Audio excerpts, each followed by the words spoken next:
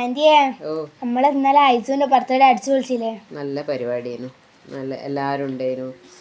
അപ്പോൾ ഐസു ഭയങ്കര ഹാപ്പിയായി. ഇത് ഞാനും അന്നൂസും മന്നും കൂടി ചെയ്ത വർക്കാണ് കേട്ടോ, ഡെക്കറേഷൻ വർക്ക്.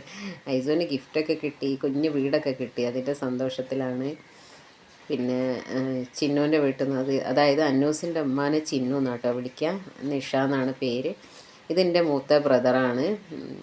മൂപ്പര് നാട്ടിലുള്ളത് കൊണ്ട് ഈ സമയത്ത് നാട്ടിൽ ഉണ്ടായിരുന്നു. അപ്പോൾ അതുകൊണ്ട് കേക്കൊക്കെ കട്ട് ചെയ്യിക്കാൻ പറ്റി.